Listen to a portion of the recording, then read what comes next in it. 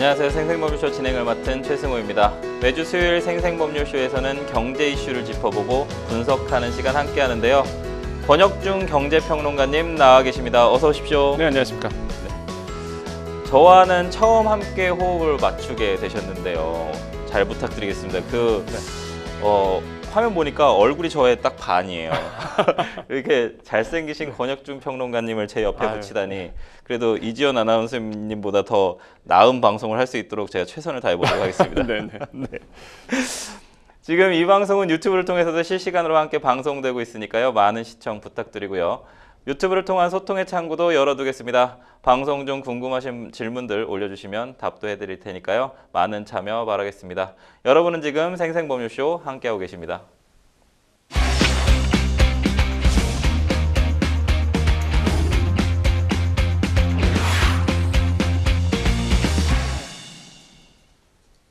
자, 생생 코멘트 시작합니다. 요즘 가장 화제가 되고 있는 말은 무엇인지 또 그 말이 나온 배경과 의미를 짚어보는 시간인데요. 한 주간의 경제 분야를 달군 생생 코멘트 하나씩 살펴보겠습니다. 첫 번째는요. FTA 2단계 협상 재개 대통령실에서 나온 것 같은데 이번 주에 한중일 정상회의가 열렸습니다. 네. 평론가님. 네. 아무래도 그동안 소원했던 어떤 중국과의 관계 개선에 조금 관심이 쏠렸습니다. 네. 그 대통령실이 한국과 중국이 2015년 12월에 발효된 FTA 자유무역협정 2단계 협상을 재개한다고 밝혔습니다. 네. 이게 어떤 의미를 가진지 좀 말씀해 주시죠. 일단 우리나라에서 아마 지금 업으로 하시는 분들 중에서 그러니까 예. 직장 생활하시고 뭐 돈을 버시는 분들 중에서 네. 중국과 관련된 분들이 굉장히 많으실 거예요. 엄청 많죠. 예. 근데 이제는 아시겠지만 한한령부터 시작해갖고요. 네. 중국과의 관계 악화 때문에 네. 굉장히 울상을 짓고 굉장히 어려우신 네. 분들이 있는데 그래서 네. 오늘 이 소식이 아마 희소식이 되지 않을까 네. 생각하는데요. 일단 FTA 2차 갖겠다라고 얘기를 했습니다. 그게 뭐냐면 아까 우리 변호사님께서 말씀하신 것처럼 네. 1차 때 15년도에 있었잖아요. 그때는 네. 이제 상품 분야였습니다. 네. 근데 이제는 서비스 분야 얘기를 서비스 분야라고 한다 그러면 우리가 보통 이제는 관광이라든지 네. 뭐 여행부터 시작해서 의료, 네. 법률 이런 것도 다 포함하는데 이 서비스 분야에 대한 이제 FTA에 대한 얘기가 나올 때쯤에 네네. 이미 그 당시 아시겠지만 16년도에 사드 사태가 있었죠. 그렇죠. 예. 그런 다음에 이제 2017년도에는 또 이제 한한령 보복이 네네. 있었어요. 네네. 그러다 보니까 한한령이라는 건 결국에는 우리나라를 막겠다. 네. 그래서 좀 차별화도 뒀었죠. 중국 쪽에서. 그러다 네네. 보니까 관계가 악화됐습니다. 네네. 그러다가 관계가 조금 회복이 되면서 하려고 했더니 코로나가 또 찾아오네요. 그렇죠. 예. 그러다 보니까 사실 이 서비스에 대한 부분, 이 FTA 부분이 진행이 안 됐었습니다. 근데 네네. 이번에 이제 한중 정상회담 통해서 네. 사실 이 부분에 대해서 이제 어느 정도 얘기를 하겠다라고 얘기했고요. 아마 앞으로도 아마 이런 한국과 중국과의 관계 개선이 좀 기대되는 부분이다. 그렇게 된다 그러면 뭐 문화, 관광, 뭐 네. 여행, 이런 부분, 이런 서비스 영역 부분에서는 좀 희소식이 날아들지 않을까. 그러다 보니까 지금 관련 주가들이요. 네. 이 얘기가 전해지자마자 네. 뭐 정말로 많이 뛰었다라고 보시면 네네네. 되겠고 이런 부분들을 보시면 되겠고 이제 중국 쪽에서는 조금 기대하는 바가 있습니다. 그러니까 네. 중국이 우리나라에 기대하는 바가 뭐 첨단 제조업이라든지 신재생에너지, 인공지능 이런 쪽에서 기대를 한다라고 리창 총리가 얘기했거든요. 네네. 근데 딱 요 부분이 뭐냐 그러면 이제 미국에서 중국을 압박하고 있는 그렇죠. 분야들입니다. 네. 그러니까 요거를 이제 한국과 좀 풀어내려고 한다. 그런 이제 숨을 의도가 네. 느껴지는 거죠. 그래서 이해가 딱 맞아요. 우리도 뭐 중국으로 진출해야 되고 또 네. 중국도 어떻게든 간에 밖으로 나와야 되기 때문에 네. 뭐 한중 FTA가 서비스 분야까지도 확대될 것이라 보고 있습니다. 네. 한국의 위상이 지금 어쨌든 좀 미국과 중국의 관세 보복이나 이런 부분들에서의 문제점이 생기고 있는 상황에서 또 이제 일본 같은 경우는 엔저 네. 현상 그다음에 미국은 고금리를 올리는 상황에서 중국이 탈출구가 없는 것 같아요. 헝다가 맞아요. 망하고 나서 네. 부동산도 망하고 막 하다 보니까 결국은 전기차나 이런 쪽 배터리 쪽에서 조금 강세를 보이려고 하다가 미국이 보복 관세 하니까 네. 조금 약해지는 부분들이 있어서 그러면 잡아야 되는 건 러시아랑 북한 근데 너무 약해. 그러니까 한국이랑 한번 손잡아 봐야 되나? 네. 이래서 약간 좀 진행이 되고 있는 듯한 좀 느낌이 드는데 지금 얘기해 주신 것처럼 네. 첨단 제조업, 그다음에 신재생 에너지, 인공지능, 바이오의학 전부 다 한국이 또 잘하는 것들이 맞습니다. 있기도 하고 대만 또 TSMC와 비교를 해봤을 때 네. 우리는 손잡은 거 한국밖에 없다. 그래서 압박해서 우리랑 한국은 사실 중국의 아래다라고 항상 얘기했던 중국이 네. 이렇게까지 손을 내미는 지금 상황, 네. 약간 좀 그런 어떤 여러 가지 국가들 간의 어떤 관계가 있지 않을까라는. 그렇죠. 네네. 그러니까 지금 이제 변호사님, 앵커님께 말씀하신 것처럼 네. 이제 미국이 이제 관세 보복에 대해서 압박이 네네. 들어가잖아요. 네네. 그럼 우리가 보통 지도가 있으면 네. 지도를 펴놓고 설명드릴 텐데 이제 네, 해양 맞아요. 세력이 와요. 그렇죠. 해양 세력까지 네. 대륙 세력이 있는데 네네. 이게 딱 마주치는 거죠. 네네. 그러니까 중국은 지금 오히려 나오고 싶어합니다. 아, 예, 근데 나오지를 못하고 있어요. 네네. 지금 그러다 보니까 딱 그 경계에 있는 우리나라의 반도잖아요. 아, 그렇죠. 그러니까 딱 문화가 만나는 지점, 네네. 그 다음에 경제가 만나는 지점이 또 우리나라거든요. 그러니까 우리나라가 사실 지정학적으로 굉장히 네. 중요한 역할을 했어요. 그렇죠. 예. 그래서 지금 이번에 이제는 딱 중국이, 네. 미국이 그 네. 교차점이 딱 우리나라고 네네. 중국이 어떻게든 나오려고 그러면 한국 통해서 나와야 되거든요. 네네. 그래서 지금 이런 FTA를 통해서 네네. 돌파구를 마련하려 한다 보시면 되겠고 그러다 보니까 지금 이제 경제계 쪽에서는요. 예, 이 예. 관련된 주가들 아, 굉장히 뭐 아까도 살짝 어느 쪽 말씀드렸지만 주가를 사야 되나요? 보통 우리가 네. 중국과 관계가 좋아진다 그러면 항상 뜨는 게 화장품주입니다. 아, 화장품 중. 예, 항상 그래서 아모레퍼시픽이나. 아모레퍼시픽이라든지 예. LG생건이라든지 네네. 이런 종목들이 항상 관심을 갖게 네네. 되고 또 하나 이제 한한령 때문에 우리나라의 엔터 기업이 굉장히 좀 고전했었거든요. 네네. K 콘텐츠. 네, 맞습니다. 그래서 만약에 이제 중국과의 관계가 개선된다 네네. 그러면 역시나 우리나라의 엔터주들 엔터주들. 이미 반응이 있었고요. 아, 네네. 그래서 이런 엔터주들도 관심 가져볼 만하다. 뭐 부동의 또 수혜주라 본다 그러면 네. 역시나 여행주겠죠. 아, 예, 그래서 여행주들도 네. 뭐 현재 이런 분위기 속에서 잘 흐름을 타고 있는 네. 부분이다라고 과거에는 백화점주들도 맞아요. 네, 따이공들 많이 들어와서 하니까. 근데 요즘 얘기 좀 들어보니까 중국 쪽이 사실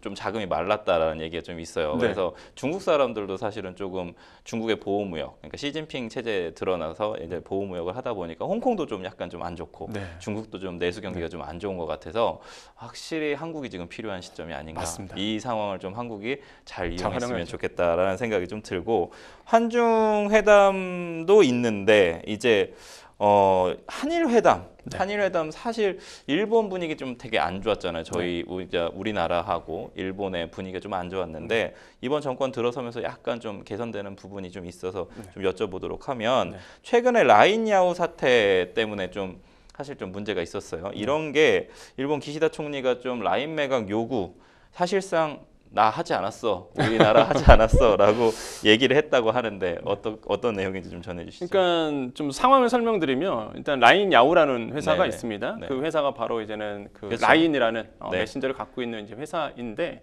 네이버가 라인을 개발을 했죠. 그렇죠. 네. 네이버가 라인을 개발하면서 일본에 네네. 진출해서 네. 그게 이제는 전 세계 우리나라의 카톡처럼 그렇죠. 국민 네네. 메신저로 쓰고 있거든요. 일본에서. 대만이나 일본은 상당히 네. 많이 쓰고요, 그렇죠? 그래서 뭐 동남아시아도 많이 쓰고. 네네네. 근데 이제 갑자기 이제 네. 일본 총무청, 그러니까 우리나라를 본다 그러면 네. 뭐 보시면 행정안전부라고 보시면 네. 돼요. 이런 행정안전부 뭐 일본의 총무청에서 네. 이런 얘기를 합니다. 니네 사실 작년 하반기에 네. 라인야오가 보안 이슈가 있었어요. 네네. 그러니까 개인정보가 약간 털린 적이 있었거든요. 네네네. 그래서 이제는 보안 이슈로 얘기하면서 네. 이거 어떻게 할 거냐 대책을 마련해 와. 그래서 네네. 이제 보고서를 올리도록 했습니다. 네네. 근데 1, 2차 보고서 네. 다 거부했거든요. 네. 그러니까 보고 제출했는데 다시 해와 이랬어요. 네네. 그래서 2차 보고서 하고 이제 7월 달까지 다시 한번 써내야 되는데 네. 근데 이러한 어떤 노골적인 압박이 네. 결국에는 일본 아시겠지만 아직도 팩시밀리 쓰고 네네네.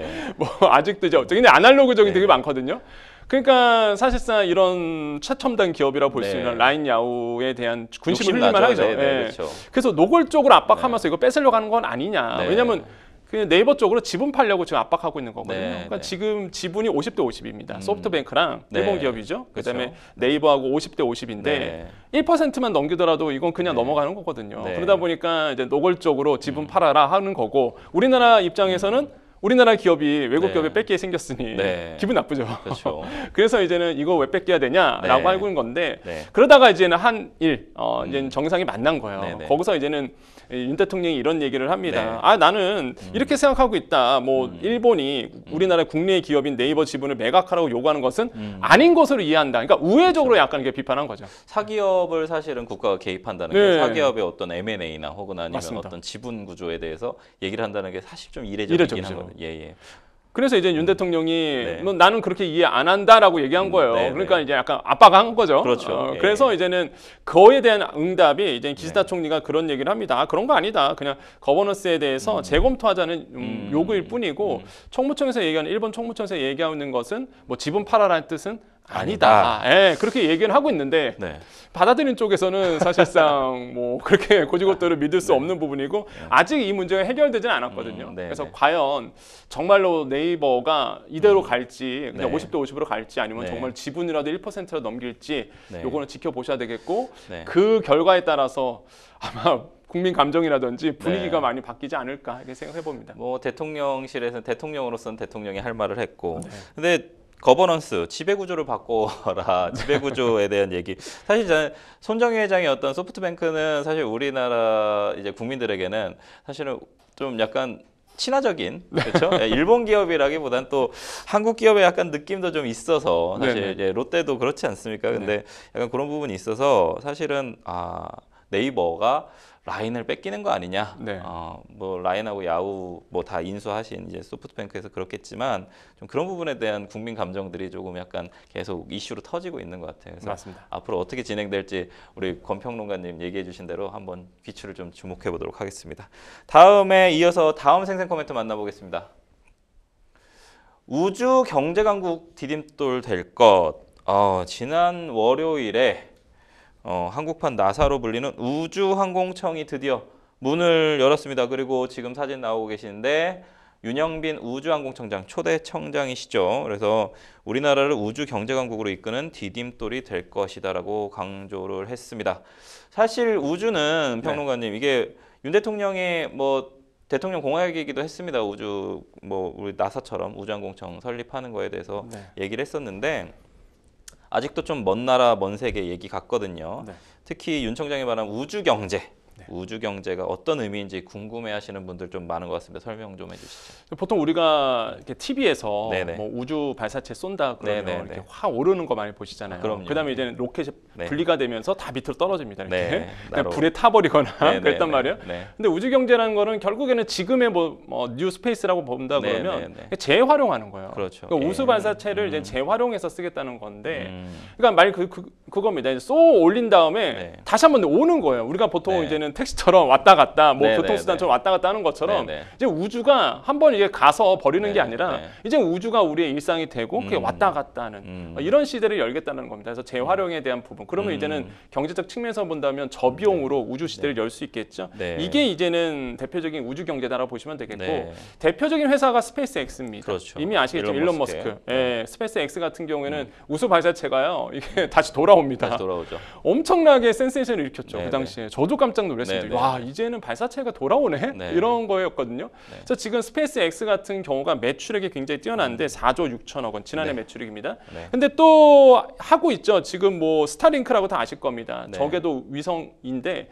여기 위에 보면은 지금 다 스타링크 돌고 있거든요. 네. 위성 계속 돌고 있어요. 네, 네. 우리가 눈에 안 보일 뿐이지 네. 우리나라 상공에도 있습니다. 네. 근데 이런 스타링크까지 매출까지 하면은 총 합해서 이게 한 11조 원이 넘어갑니다. 그러니까 아우, 네. 엄청나죠. 네네. 사실 그러다 보니까 이런 단일 기업 하나만 해도 엄청난 부가가치를 창출하는 게 우주 경제다라고 이제 보시면 되겠고, 우리나라도 마찬가지입니다. 그래서 스페이스X 같은 경우는 민간 기업이거든요. 네네. 그러다 보니까 우리나라도 그러면 우주항공청이 열리면서 이제는 물론 뭐 공공기관이지만 그래도 민간을 키우겠다는 거예요. 네. 우주항공청이 이제 아시겠지만 항우연이라든지 네. 아니면은 뭐 우리나라에 있는 네. 대기업부터 시작해서 이런 대학, 네. 학계까지 총망라해서 이제 인재들을 여기서 안에 규합을 하겠다라는 네네. 얘기거든요. 그래서 이런 부분에 대해서는 좀 잘하는 거다. 그래서 저는 우주항공청이 생긴다는 거에 대해서는 굉장히 환영할 만하고, 네. 그럼 여기서 이제 숙제가 뭐냐면 민간 기업을 어떻게 키울 것인가, 네. 이런 부분. 그래서 R&D 투자라든지 네. 아마 국가적인 장기적인 미래를 보고 투자가 들어가지 않을까 이렇게 생각을 하고 있습니다.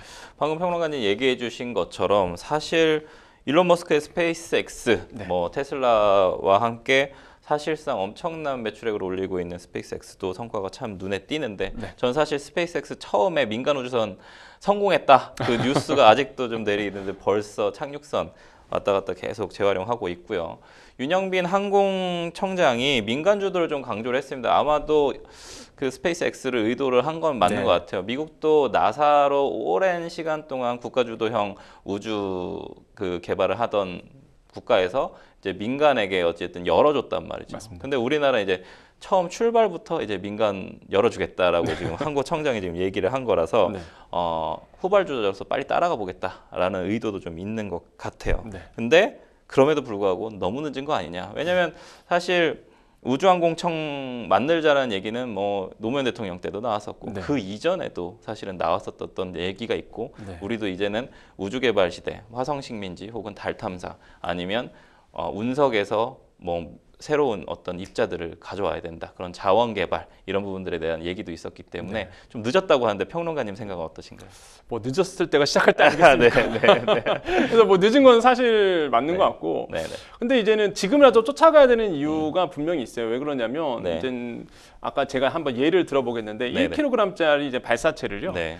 이제 예를 들어서 쏘아 올립니다. 네. 그다음에 지금 스페이스 X 같은 경우에는요. 네. 지금 비용이 어느 정도 드냐면 네. 이게 360만 원 정도 듭니다. 엄청 저렴한 싸네요. 거죠. 예. 그러니까 우주 한번 쌓아 올리는 게 1kg짜리가 360만 원밖에 안 돼. 우리 돈으로. 그러니까 사실 이제는 정말 그렇잖아요. 전기차가 처음에 비쌌다가 그렇죠.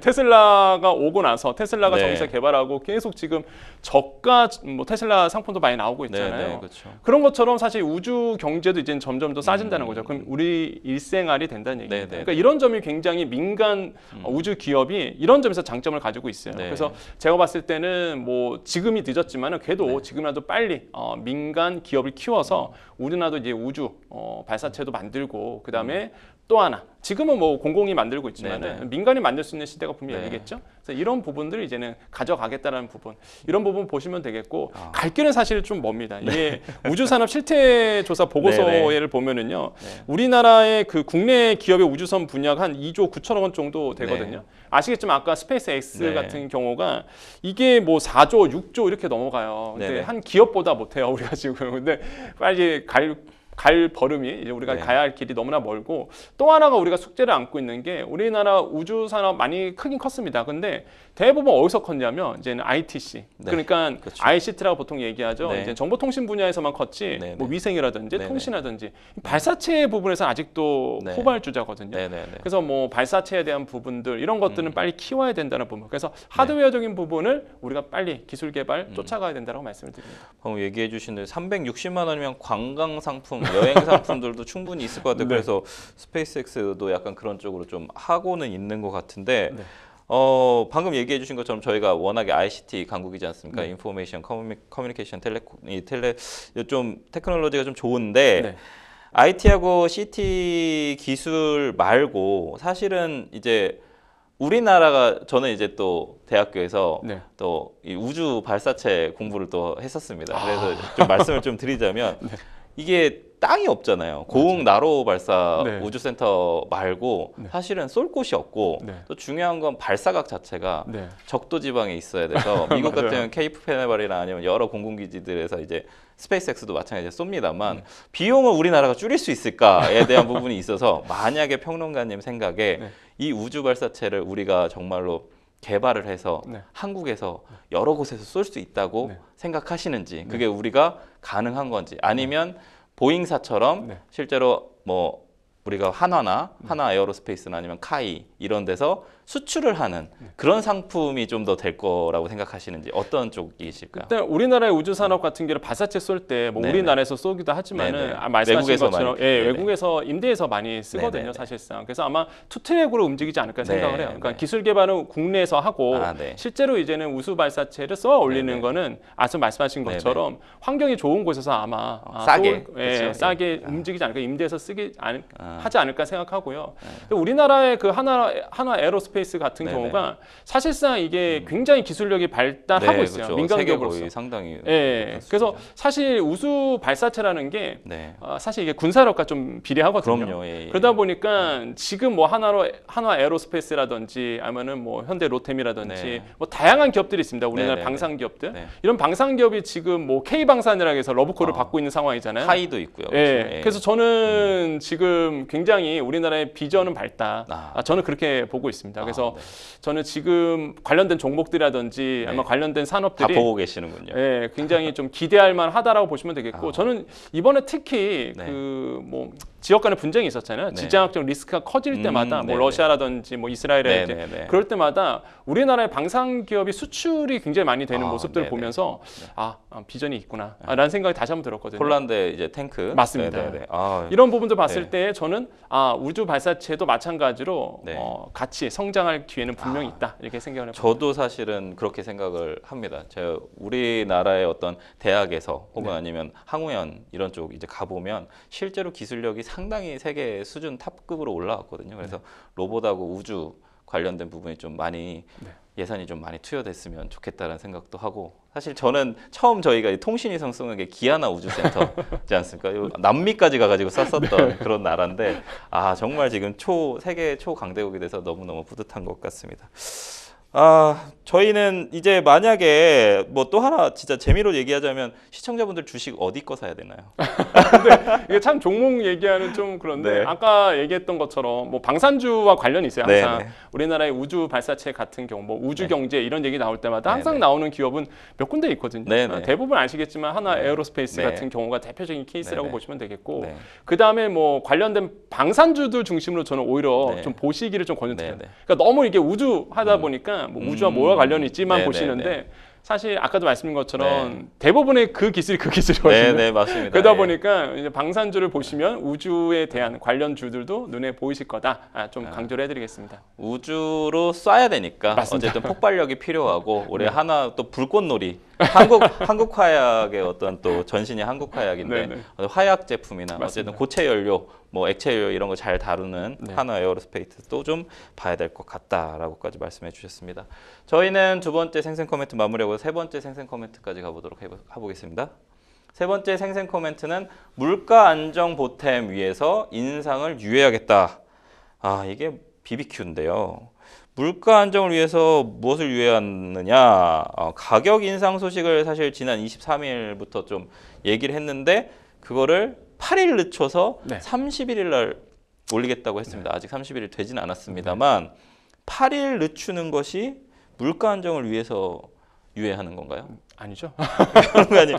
요 내용 저 치킨 정말 좋아하거든요. 그래서 지금 얼굴이 2배가 됐지 않습니까? 그래서 저희 권평론가님보다 제가 얼굴이 2배가 된 이유는 치킨 때문인데 이 치킨 가격 어떻게 해야 될까요? 지금 뭐 네. 거의 3만 원 선에 육박을 했거든요. 네, 치킨 네. 가격이. 그러니까 비판이 좀 나오고 있었죠. 네, 그래서 네. 뭐 배달비까지 하면은 뭐 3만 원 선에 육박하다 보니까 네. 특히 이제는 치킨 좋아하시는 분들한테는 네. 굉장히 우울한 소식이라 보시면 됩니다. 네. 근데 치킨 업계, 프랜차이즈 업계는 이런 얘기를 해요. 뭐 안 오른 게 뭐가 있냐? 뭐 그렇죠. 원재료값 올랐죠. 네. 그다음에 이제는 뭐 기름값 올랐죠. 네. 그다음에 뭐 기름 튀기는 뭐 올리브유라든지 네. 이런 가격도 다 오르다 올리브유가 보니까 상당히 많이 올랐어요. 네, 그렇죠? 네. 뭐 스페인산 엄청 올랐더라고요. 네, 보니까. 네. 그래서 이런 부분들을 봤을 때에 이제는 재료값이 많이 든다. 그래서 네. 어쩔 수 없이 이제는 치킨 가격 올릴 수밖에 없다라고 네. 얘기를 하고 있었는데 네. 근데 문제가 그겁니다. 정부가 사실 물가 안정을 위해서 좀 잡아뒀었거든요. 네. 그래서 이제는 민간 기업 입장에서는 정부의 눈치를 받을 수밖에 없어요. 그러니까 제스처를 취하긴 취해야 됩니다. 그렇죠. 그때 안 올릴 수는 없어요. 그래도 8일은 좀 8일은 평론가님 8일은 어떻게 봐야 됩니까? 8일 뒤로 늦춘 거예요. 그래서 이제는 민간 기업 입장에서는 네, 좀 나중에 할게라고 했는데 네. 이게 사실 한 번 늦췄었어요. 아, 그러다가 네. 이제 한 번 더 늦춘 게 이제 8일 후에 이렇게 얘기한 네, 건데 네. 그래서 이제 최대한 늦을 때까지 늦췄다. 네. 그래서 일단은 가격은 인상이 된다. 그럼 얼마 정도 인상되느냐? 한 23개 품목에서 한 6% 이상은 인상될 네. 것이다 지금 보고 있거든요. 네, 그래서 네. 이런 부분 봤을 때는 참 이제는 뭐 서민 음식이라 볼 수 있는 이런 그 치킨도 이제는 못 먹는다. 비싸서 이렇게 보시면 되겠습니다. 정말 좀 안타깝습니다. 저는 치킨 너무 좋아하는데 네. 자주 먹게 좀 해주십시오. 네. 이게 사실은 좀 물가 안정, 미국도 제가 금리 얘기를 안 할 수가 없어요. 네, 네. 금리를 계속 올리면 당연히 인플레이션은 발생을 하는 거고 네. 인플레이션이 발생할 지금 미국도 인플레이션이랑 전쟁이고 네. 일본은 금리 올리고 싶은데 금리 못 올리고 네. 인플레이션 발생할까 봐 또 못 올리고 막 그런 부분이 있는데 우리나라 네. 인플레이션과의 전쟁인 것 같아요. 지금 맞습니다. 어떻게 가야지 이 치킨 값이 좀 잡힐까요? 일단 지금의 물가는 2.9% 네. 지난달 이렇게 나왔는데 네. 그러니까 사실 물가의 흐름은 상승세의 흐름은 좀 둔화되는 건 맞습니다. 네. 근데 워낙 우리가 지금 왜 물가가 높다라고 느끼는 게 네. 신선식품 중심으로 네. 그러니까 뭐 예를 들어서 채소라든지 네. 아니면 이런 부분들이 굉장히 많이 올랐어요. 네. 장바구니 물가가 높다 보니까 네. 체감하는 물가는 굉장히 높거든요. 네. 그래서 지금 제가 봤을 때는 물가의 근원 물가는 사실 지금 낮춰주고 있습니다. 상승률이 둔화되고 있어서 네. 이대로만 간다 그러면 조금 괜찮을 것 같은데 네. 워낙 지금 먹는 물가가 높다 보니까 네. 체감하는 물가가 너무 높게 나와요. 그래서 네. 아마 지금 봤을 봤을 때는 이런 기후 인플레이션에 대한 부분들에 대해서 네네. 정부가 아마 신경을 쓰지 않을까 전 생각을 하거든요. 네. 그러니까 기후 인플레이션이 뭐냐 그러면 네네. 작황이 안 좋습니다. 네네. 일단은 식물의 작황이 안 좋다 보니까 열매가 안 맺히고요. 뭐 과일값 다 오르죠. 네네. 그래서 이런 기후 인플레이션 대비해서 네. 지금 아마 정부가 뭐 요즘에 그런 얘기 하잖아요. 강릉 사과. 네. 이게 뭐 과거에는 충주 사과 뭐 그렇죠. 이랬다가 네네. 지금은 뭐 강릉 사과. 이제 강원도에서 사과 열립니다. 제주도 망고가 너무 맛있어요. 그 정도로 사실 기후 변화가 일어나거든요. 네. 그래서 지금 이렇게 지금 기후 변화에 맞춰서 농작물을 만들겠다 이런 뭐 장기적인 비전도 나왔는데 어쨌든 네. 간에 지금 먹는 물가가 너무 높아서 문제고 네. 그런 관점에서 지금 뭐 치킨 가격도 계속 오르고 있는 거고 네. 그래서 아까 우리 변호사님께 네. 말씀하신 것처럼 네.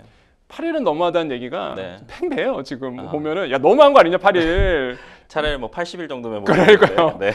그래서 지금 계속 많이 비판이 나오는 게 야 네. BBQ 지금 매출 잘 나오지 않냐. 네. 지금 보면은 영업이익률이 네. 지금 뭐 한 11% 정도 네. 지금 나왔다 이렇게 네. 보고 있거든요. 작년에 지난해 네. 11% 영업이익률 괜찮죠. 나쁘지 않거든요, 사실. 네. 그래서 이렇게 잘 하고 있는 기업이 왜 조금 네. 국민 경제를 위해서 물가 좀 낮추기 위해서 좀만 더 하지 네. 좀 홀딩 시켜 놓지 왜 이렇게 네. 갑자기 인상하느냐 이런 비판도 지금 좀 받고 있다라고 말씀드립니다. 근데 항상 치킨값 올리면은 항상 이런 뉴스들이 나왔던 것 같아요. 근데 뭐 어쨌든 회사들도 이익을 올리기 위해서 하는 거니까 그렇긴 한데 저는 그 얘기를 하고 싶어요. 그러니까 물가가 우리나라가 이제 많이 그래도 오르고 있는데 미국 물가가 심상치 않거든요. 미국 물가 지금 맥도날드 빅맥 3만 원?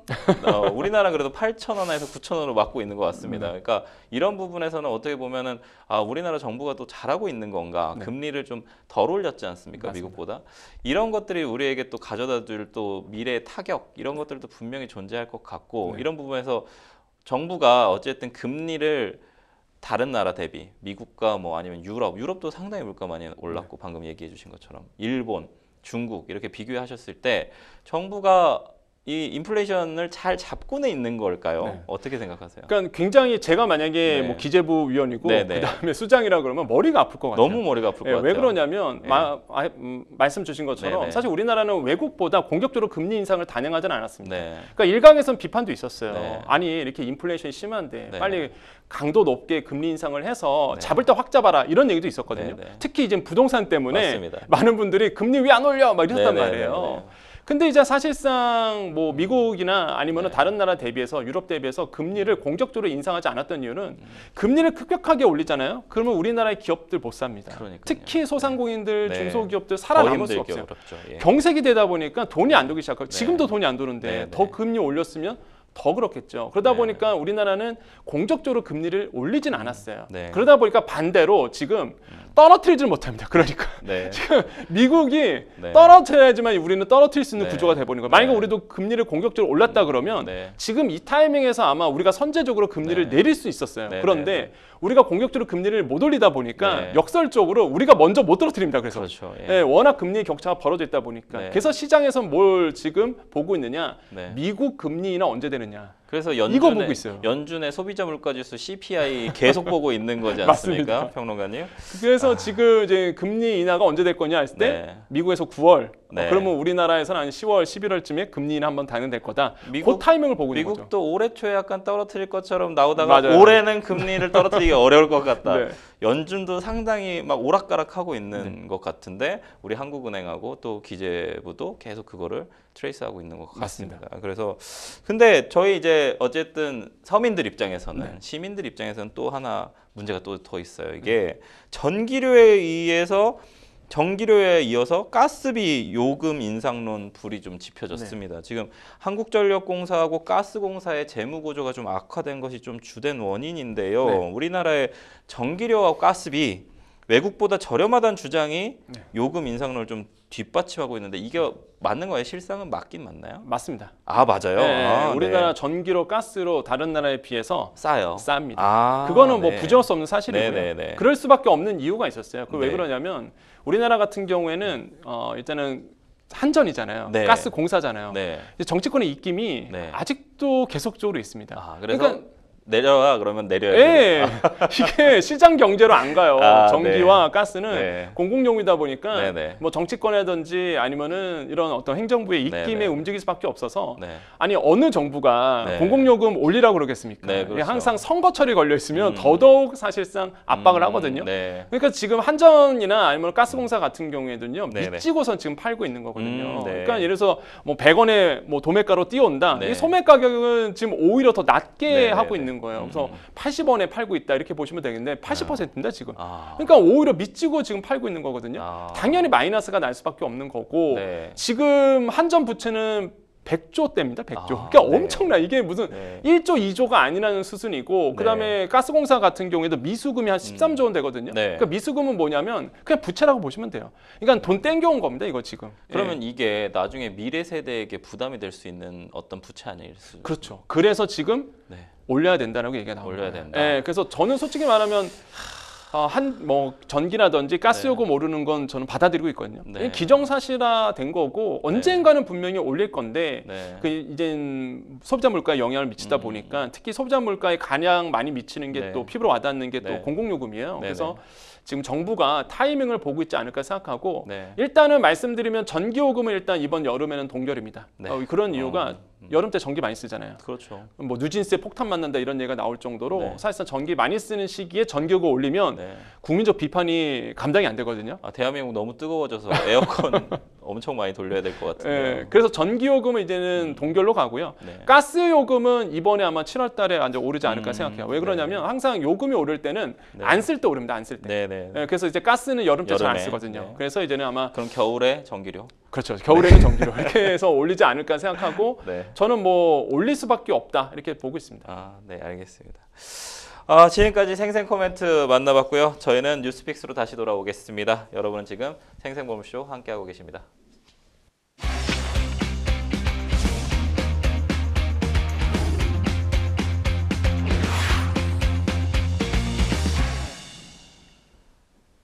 네, 분야별 가장 핫한 소식을 집중 분석해보는 시간 뉴스픽스 시작합니다. 매주 수요일에는 경제 분야 주요 이슈들을 짚어보고 있는데요. 오늘 만나볼 첫 번째 주제는 정부와 야당의 전세 사기 대책 엇박자입니다. 지난 월요일 정부가 전세 사기 추가 대책을 발표를 했습니다. 피해자들에게는 주거 안정권을 제공하겠다는 게 핵심인데요. 반면 국회에서는 선구제, 후회수를 골자로 하는 특별법 개정안이 야당의 단독 표결로 본회의를 통과했습니다. 관련 얘기 나눠보도록 하겠습니다.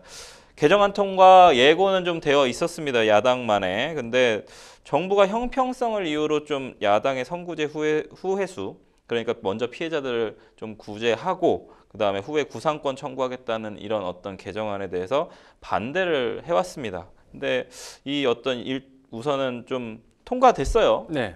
우선은 본회의 통과됐습니다. 개정안 내용부터 좀 자세히 좀 살펴봐 주시죠. 저는 이번에 특별법 개정안을 보면서 어떤 생각이 예. 드냐면 이게 맞을까라는 생각 좀 들었거든요. 네. 그러니까 왜 그러냐면 네. 이제 전세라는 게 결국에는 우리나라에 그렇죠. 있는 제도이고 네, 그다음에 자꾸 사인 간의 거래잖아요. 그렇죠. 근데 이 네. 사인 간의 거래에 피해를 받았다고 해서 네. 이게 정부가 결국에는 뭐 세수 안 쓴다. 세금으로 하는 거니까. 세수 안 쓴다 그러지만 네, 결국에는 세수 쓰는 거거든요. 그럼요, 당연하죠. 예. 결국에는 세수 쓰는 건데 과연 이게 네. 맞는 거냐라는 네. 생각이 좀 저는 들어요. 물론 전세사기 피해 받으신 분들한테는 너무 그렇죠. 예. 너무 안타까운 상황인데 분명히 다른 방법이 저는 있을 거라고 보여지는데 네. 이게 그렇게 된다 그러면 일단은 선구제 후회수라는 게 결국에는 세금 쓰는 거거든요. 네. 그래서 과연 정부가 개입하는 것이 맞는지 세금을 써서 선구제하는 것이 맞는지는 이거는 뭐 국민들이 판단해야 될 문제지 않을까. 일단은 통과가 됐습니다. 예산도 상당히 또 많이 들어가게 네. 되는 상황일 수 있고 전세 사기 피해자분들의 인원수가 증가하면 증가할수록 맞습니다. 사실은 그 외에 다른 국민들이 낸 세금들이 맞습니다. 들어가는 형국이 발생할 수 있다. 그래서 약간 좀 부정적인 부분에 사실 부정적인 또 여론도 있어요. 네. 실제로. 그런 그러니까 제가 말씀드린 게 그거예요. 국민들의 판단할 문제다 이거는. 네. 근데 일단은 법은 통과가 됐고요. 네. 지금 이제는 선구제하고 후회수하는 부분으로 네, 되고 저는 또 문제가 후회수잖아요. 네, 네. 그럼 이제 채권을 인수해갖고 정부가 네. 그거에 대해서 이제 말씀하신 것처럼 이제 네. 임대인들한테 악성 임대인한테 네. 구상권 청구하는 건데 네. 과연 그 악성 임대인들이 네. 있냐는 거죠 재산이. 그렇죠. 아, 정확히 상당히 대단히 중요한 네. 부분들 말씀해 주셨는데 법적으로도 사실 악성 임대인들 구속되고 형 살고 있는데 돈이 있냐, 그러니까요. 숨겨놓은 거 어떻게 찾냐 이런 부분들이 좀 있거든요. 그러니까 이게 저는 그래서 그런 부분이 과연 현실적이냐는 거죠. 그래서 네. 결국에는 그렇게 되면 세금 쓰는 거거든요. 네. 그래서 제가 아까 말씀드렸던 게 형식은 그렇게 안 보여도 결국에는 네. 세수가 들어갈 수 없는 부분이다 보니 네. 그러면은 예를 들어서 네. 비슷한 사기 사건이 있다, 사건이 있다고 보면 사기 네. 사건이 있다 그러면 그때마다 그러면 뭐 정부가 도와줄 거냐? 네. 물론 뭐 특별법에 대한 조건들이 있습니다. 네, 네. 이제는 약간 모호한 부분도 있죠. 뭐 네. 다수가 피해를 받아야 된다든지 그런 조건이 있어야 되겠지만은 뭐 제2의 전세 사기에 대한 부분들이 분명히 또 일어날 수는 있는 네. 부분이거든요. 근데 그때마다 사인 간의 거래에 대해서 정부가 개입해야 되느냐는 부분, 이런 부분들은 조금 의구심은 있다. 그러니까 국가와 사회의 어떤 복지 차원으로 바라볼 것이냐, 네. 국민 여론이 어쨌든 형성이 돼서 피해자들을 구제하고 우리가 함께 더불어서 살아갈 것이냐 이런 부분에 대한 합의점에 대한 부분인 것 같은데 결국은 이게 또 자본주의 사회다 보니까 재원 마련 가능성에 대해서 맞습니다. 우리 돈 갖다 쓰는 거 아니야? 네. 왜 우리한테 허가받지 않고서 예산을 그런 식으로 낭비해도 되는 거야? 이렇게 또 나오는 얘기들이 있기 때문에 네. 야당만의 지금 어떤 단독 표결 그다음에 통과된 것에 대해서 대통령실도 어쨌든 우리도 명분이 있다라고 네. 해서 정부에서도 좀 이렇게 반대를 하고 있는 것 같은데 대안이 나왔단 말이에요. 네. 정부 대안 보시면 가장 큰 차이는 경공매로 LH가 낙찰받는다. 네, 이런 내용이고 LH가 낙찰을 받아서 장기 임대 주겠다. 맞습니다. 그래서 구제하겠다. 네. 사는 거 계속 살 수 있게 해주겠다. 근데 요거에서 좀 자극적인 게 아마도 자기가 피해본 피해 금액을 전부 회수하지 못한다는 데 있는 네. 것 같아요. 맞아요. 이게 네. 정확하게 보셨는데 네. 전세 사기 피해자분들의 주장은 그겁니다. 내가 이제 뭐 쉽게 설명드릴게요. 네. 그냥 전세 보증금 네, 맞아요. 고스란히 돌려달라. 그 얘기예요, 사실. 그래도 네. 일부는 피해를 보겠다. 뭐 네. 일부는 내가 회수를 못하더라도 네. 그래도 이제 전세 보증금을 내가 좀 회복할 수 있도록 네. 회수할 수 있도록 해달라는 건데, 네. 근데 이게 참 어려운 문제라는 거죠. 네. 아니, 법적으로도 할 말은 그렇고요. 해주세요, 평론가님. 네. 이게 사실은 할 말을 해야 되는 내용이긴 해요. 네. 왜냐하면 계속 살 수 있게 해주겠다. 우리가 네. 20년 사실 임차 받아가지고 살 수 있는 기회 많이 주어지지는 않지 않습니까? 맞습니다. 지금 우리나라의 어떤 부동산은 자가가 50%, 그 다음에 전세나 임차를 사시는 분들이 50%거든요. 근데 국가가 이제 당연히 LH나 여러 기관에서 매입을 해서 임차를 하면 좀 더 안정적이고 네. 사실 어떻게 보면 임대차 특별법이 사라져도 될 만큼의 어떤 그렇게 될 수도 네. 있죠. 왜냐하면 많이 남으니까요. 네. 근데 주거라는 건 또 그렇지가 않지 않습니까? 그래서 이 부분에 대해서 전세 보증금, 내가 전세를 살겠다, 혹은 월세를 살겠다, 그 다음에 소유를 하겠다. 아니, 은행에서 대출 받아서 소유를 하시는 분들도 계시니까 그러면 이자 비용도 내는데 내가 전세를 들어갔는데 당연히 내 책임은 아니죠. 하지만 내가 그 전세를 선택해서 들어간 것에 대해 일부분은 책임을 져야 되는 거 아니냐라는 비판이 있단 말이죠. 거기에서 전세 보증금이 좀 차감되는 것이 타당하지 않은가. 그리고 그걸 왜냐하면 우리가 투자를 하면은 투자 사기라는 건 피해를 보더라도 또 어쩔 수 없다. 이 부분도 좀 있지 않습니까? 이런 부분은 아까 평론가님께서 그쵸. 살짝 얘기해 주신 건데 야당안은 어찌됐든 전부 선구제예요. 네. 그럼 전세 보증금 우선 다 주는 거예요. 네. 근데 정부는 또 그건 아니에요. 그렇죠. 그러니까 이게 네. 차이점이 그거예요. 네. 이제는 말씀드린 것처럼 이제 말 그대로 전세 보증금을 네. 피해자 입장에서는 받느냐 아니면은 이제 정부와는 뭐냐 그러면 일단 일부는 돌려줄 수는 있다. 네. 왜냐하면 이제는 경공매해서 네. 낙찰받은 금액, 그러니까 네. 보상금이 있을 거예요 분명히. 네. 낙찰가가 여기 나오죠. 네, 네. 그러니까 전세자기 특별법 이제 정부안을 본다 그러면. 근데 임대인이 있습니다. 그러면 이제 LH가 경매에 들어가서 네. 이제는 낙찰을 받아요. 그럼 네. 그거 가지고 이제는 낙찰 받으니까 LH에서 이제 그러니까 피해자 분들에게 네. 임대료 이제 주택을 공급해 주는 겁니다. 그래서 네. 첫 번째는 10년 동안 살 수 있도록 해주고 네. 나중에 10년 더 살 수 있도록 네. 이제 해주는 거죠. 네, 네. 그러면 이제 그런 부분이 생겨요. 이제 피해 부분에 대해서는 어떻게 하느냐? 그러면 네. 이제는 뭐 감정가가 있을 거란 말이에요. 그렇죠. 그럼 감정가가 있을 거고 거기에 이제는 낙찰 받을 때 낙찰가가 있을 거예요. 네, 그럼 네. 갭 차이, 네. 그 차이를 이제는 가지고 저 임대에 대해서 임대료를 공짜로 해주겠다는 거예요. 네. 그러니까 사실상 그렇잖아요. 이게 임대료 들어가는데 돈은 내야 네. 되잖아요. 네. 근데 그 금액을 저 차액으로 네. 대신 내주겠다. 만약에 이 얘기거든요. 유찰이 엄청 많이 되면 좀 많이 내야 되는 그렇죠. 추가 분담금 같은 개념.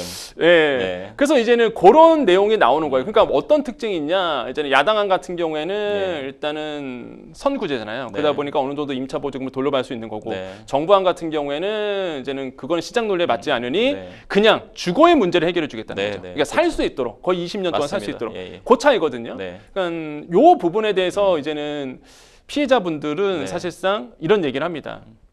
둘 다 좋다 이거예요. 네. 그래서 이제는 피해자들마다 상황이 다르다 보니까 둘 중을 다 선택할 수 있도록 해달라는 겁니다. 아, 선택하게. 예, 그러니까 뭐 하나를 그것도 괜찮은 아이디어긴 예, 한것 같습니다. 하나를 하는 게 네. 아니라 네. 정부안도 있고 야당안도 있으니까 이 특별법 이번에 통과된 안도 있으니까 네. 이 둘 중에 각자 상황이 다른 피해자분들이 선택해서 활용할 수 있도록 해달라는 것이 이제는 네. 피해자들의 입장인데 특별법을 좀 내용을 좀 개정해서 두 개를 선택할 수 있게 해달라 네. 이런 내용도 좀 들어갔다. 근데 저는 좀 제가 보면서 느낀 좀 단점, 정부 대안의 또 단점을 얘기를 하자면 네. 야당의 어떤 특별법처럼 되면 너무 좋겠죠. 근데 결국은 세금을 쓰는 것에 대한 반발 여론도 분명히 존재하니까 정부 여당이 어쨌든 대안을 내놨는데 그 대안의 가장 큰 단점이라고 제가 느끼는 부분은 뭐냐면 네. 이게 좋습니다. 주거는 해결을 했는데 중요한 건 이거 진행 속도가 안 난다 이거예요. 저번에 해봤더니 1년에 4채 정도만 경매로 받아가지고 네. 임대 줬단 말이 나옵니다. 네. 그러면 그 많은 피해자들 어떻게 구제하겠다라는 비판 충분히 나올 수 있거든요. 그러니까 매입할 수 있는 돈도 결국 LH 다 그거 자산도 다 세금이지 않습니까? 네. 그러니까 저는 네. 그 정부안이 그러니까 비판을 받을 수밖에 없는 게 네. 그러니까 속도가 좀 빨랐으면은 피해자분들도 어느 정도 이 정부 안에 대해서 특별법 원래 네. 특별법이 있습니다. 이번에 네. 이제 개정이 된 건데 네.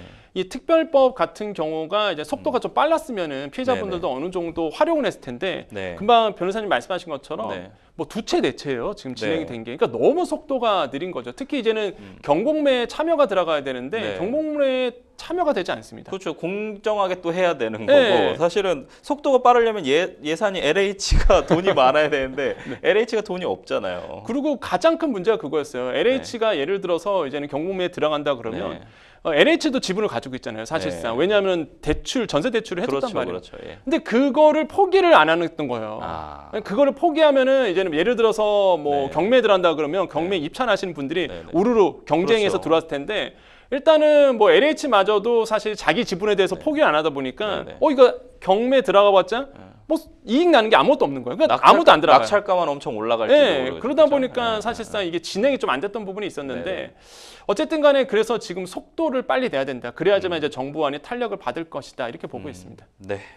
특별법 어떻게 대통령이 거부권 행사해서 또 내려올 것 같은데 네네네. 제의가 어떻게 될지 이 부분도 한번 좀 지켜보도록 하겠습니다. 저희는 두 번째 뉴스픽스로 넘어가도록 하겠습니다. 두 번째 뉴스픽스 주제는 글로벌 반도체 전쟁 속의 삼성의 위기.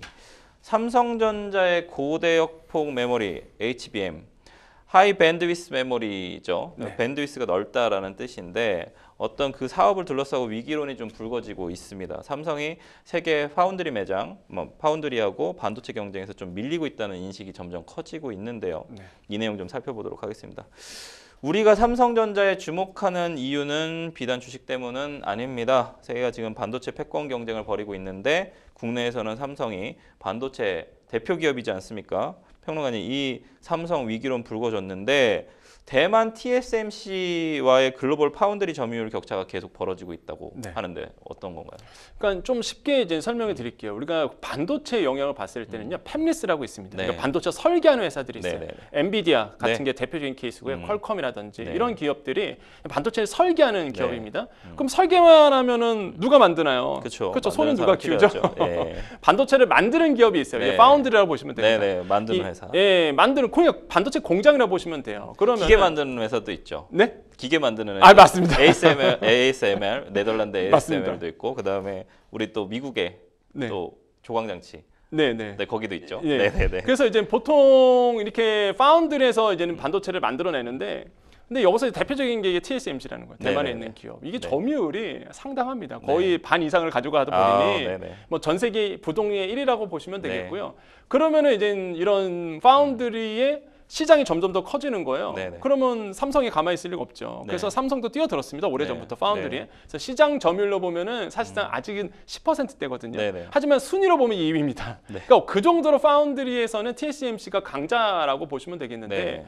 근데 이제는 이 고대역폭 메모리 같은 게 왜 이슈가 나오냐면 네. 실제적으로 이제는 파운드리에서 만들어내는 이런 시스템 반도체 중에서 가장 각광을 받고 있는 게 네. AI 반도체잖아요. 네네. 요즘 AI 시대다 보니까. 그렇죠.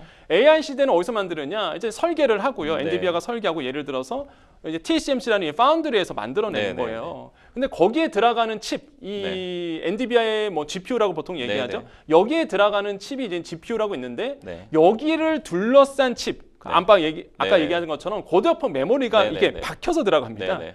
그러니까 이렇게 보시면 되거든요. 그러다 보니까 고대역폭 메모리를 누가 잘 만들어내느냐 네. 이거에 따라서 달라지는 거예요. 아, 그렇죠. 그래서 지금 이렇게 보시면 돼요. 우리가 보통 컴퓨터 쓰면 CPU라고 있잖아요. 네네네. 그러니까 CPU는 월등한 뭐 교수 한두 명. 네. 왜냐하면 한 명이 많은 걸 처리해야 되는데. 아, 그렇죠. 그런데 이 GPU 같은 네. 한마디로 AI 반도체 같은 경우에는 네네네.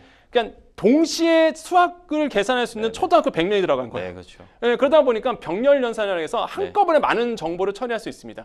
그런데 한꺼번에 많은 정보를 처리하려면 네네. 간식도 줘야 되고요. 네네. 이분들한테 네네. 초등학생한테 네. 먹여야 되잖아요. 네네. 그럼 그 옆에 이제 램들이 네. 둘러싸요. 아. 그래서 이제는 막 양분을 공급해주는 네네네. 역할을 보시면 돼요.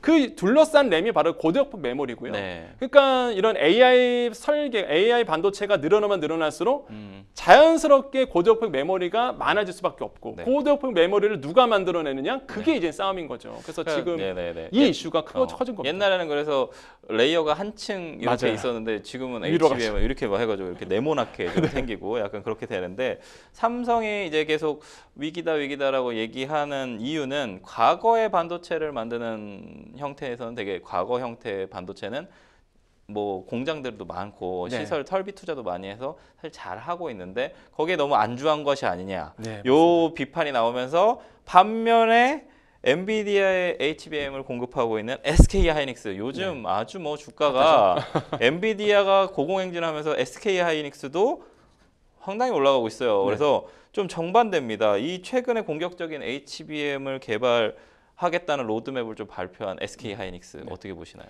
그러니까 HBM 하면은 딱 떠오르는 게 네. 과거에는 보통 D램 하면은 시장 점유율 네. 1위인 삼성이 떠오르잖아요. 그렇죠, D램 하면. 요즘에 뭐 HBM 하면은 SK 하이닉스가 떠오르는 게 네. 가장 먼저 HBM을 개발한 회사가 하이닉스예요. SK 그냥 하이닉스. 앞에 포기하고 그냥 바로 넘어갔단 네. 말이에요. HBM으로. 그러니까 대단한 이제 성구 아닌 거죠, 사실. 네. 왜냐하면 그 당시에 그랬습니다. 2013년도에 네. 어떤 일이 있었냐 그러면 네. 이게 너무 비싼 거예요.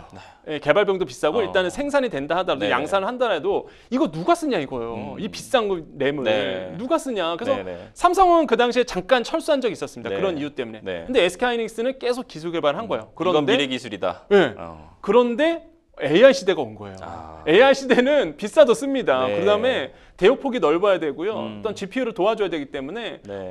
AI 시대가 도래하니까 이젠 비싼 칩도 써줄 수밖에 없는 네. 거예요. 그러다 보니 이제 SK 하이닉스가 너무 잘 나가는 네. 거죠. 특히 그래서 이번에 NDVI 쪽에 전략 납품하는 HBM은 이미 SK 하이닉스는 납품하고 있거든요. 네. 그 정도로 해서 SK 하이닉스가 지금 가장 인기를 얻고 있는 거고 네. 삼성이 잠깐 주춤했었습니다. HBM 쪽에서는. 네, 그러다 네. 보니까 뒤처지고 있는 오히려 네. 쫓아가는 모양새다 보니까 네. 지금 순위가 좀 바뀔 수도 있다. 이런 어떤 얘기가 나오는 거죠. 그래서 위기감이 삼성이 가야 될 길이 좀 멀다라고 생각해 봅니다. 이 좀 안타까운 게 제가 이제 또 전기전자 공학을 공부를 했는데 그때 당시에 우리 무어의 법칙을 따라온 황해 법칙, 황창규 우리 사장님의 삼성의 황창규 사장님 황해 법칙에서 전 세계적으로 엄청 맞아요. 유명했어요. 그래서 반도체 용량이 2배씩 증가한다라는 맞습니다. 얘기 있고 또 권호연 회장님 나왔었던 어떤 초격차라는 책도 나왔지 않습니까? 삼성은 초격차로 승부한다. 그래서 이런 초격차를 앞세워서 좀 메모리 시장을 좀 석권해 오던 삼성전자 입장에서는 SK 하이닉스 질주 정말 뼈 아플 것 같아요. 네. 이런 부분에서